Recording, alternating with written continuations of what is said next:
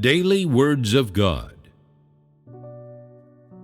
During the time that the Lord Jesus worked in the flesh, most of his followers could not fully verify his identity and the things that he said.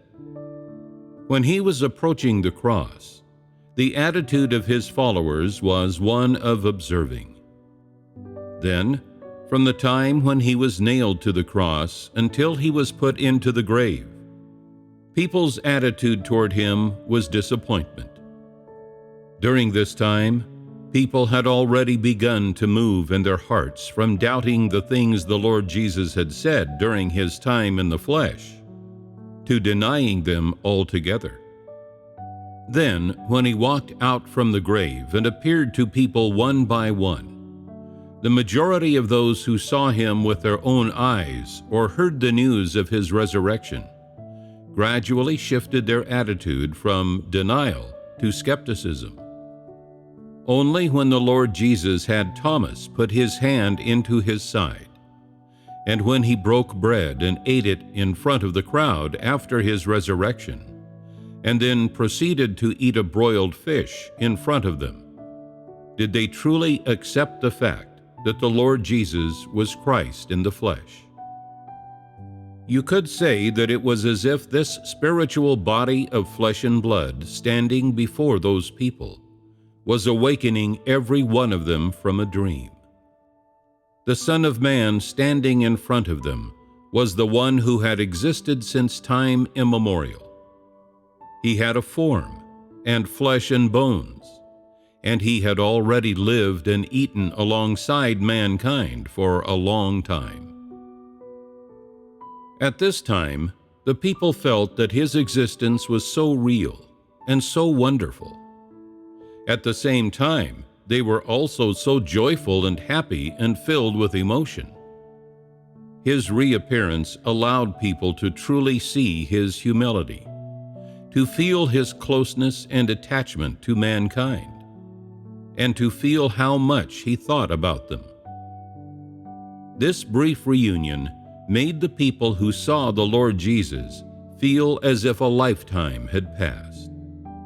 Their lost, confused, afraid, anxious, yearning, and numb hearts found comfort. They were no longer doubtful or disappointed, because they felt that now there was hope and something to rely on. The Son of Man then standing before them would be their rear guard for all time. He would be their strong tower, their refuge for all eternity. Although the Lord Jesus was resurrected, his heart and his work had not left mankind. By appearing to people, he told them that no matter what form he existed in, he would accompany people, walk with them, and be with them at all times and in all places.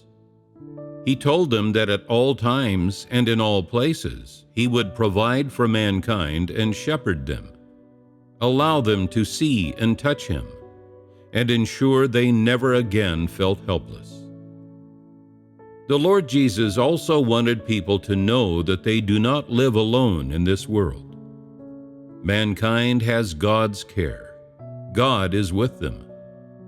They can always lean on God, and he is family to every one of his followers. With God to lean on, mankind will no longer be lonely or helpless, and those who accept him as their sin offering will no longer be bound in sin. In human eyes, these portions of his work that the Lord Jesus carried out after his resurrection were very small things. But the way I see it, every single thing he did was so meaningful, so valuable, so important and heavily laden with significance. Although the Lord Jesus' time of working in the flesh was full of hardships and suffering, he completely and perfectly accomplished his work of that time in the flesh to redeem mankind through his appearance in his spiritual body of flesh and blood. He began his ministry by becoming flesh, and he concluded his ministry by appearing to mankind in his fleshly form. He heralded the age of grace, beginning the new age through his identity as Christ. Through his identity as Christ, he carried out work in the age of grace, and he strengthened and led all of his followers in the age of grace. It can be said of God's work that he truly finishes what he starts. There are steps and a plan, and the work is full of his wisdom, his omnipotence, his marvelous deeds, and his love and mercy. Of course, the main thread running through all of God's work is his care for mankind. It is permeated with his feelings of concern that he can never put aside. In these verses of the Bible, in every single thing that the Lord Jesus did after his resurrection, God's unchanging hopes and concern for mankind were revealed, as were his meticulous care and cherishing of mankind. None of this has ever changed, all the way to the present day. Can you see it? When you see this, do your hearts not unconsciously draw closer to God? If you lived in that age and the Lord Jesus appeared to you after his resurrection in a tangible form for you to see, and if he sat in front of you, ate bread and fish, and explained the scriptures to you and spoke with you, then how would you feel? Would you feel happy? Or would you feel guilty?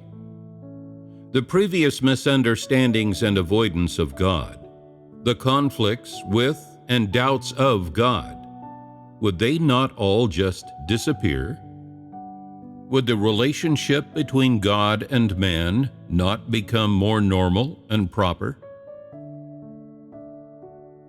By interpreting these limited chapters of the Bible, do you find any flaws in God's disposition? Do you find any adulteration of God's love?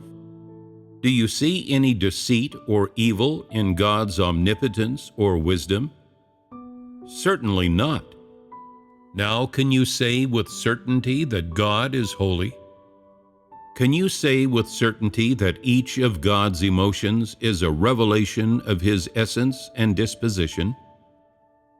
I hope that after you have read these words, the understanding you gain from them will help you and bring you benefits in your pursuit of a change in disposition and a fear of God, and that they will bear fruit in you, fruit that grows by the day, so that in the process of this pursuit, you will be brought closer and closer to God, closer and closer to the standard that God requires. You will no longer be bored of the pursuit of the truth, and will no longer feel that the pursuit of the truth and of a change in disposition is a troublesome or a superfluous thing. Rather, motivated by the expression of God's true disposition and the holy essence of God, you will long for the light, long for justice, aspire to pursue the truth, to pursue the satisfaction of God's will, and you will become a person gained by God, become a real person.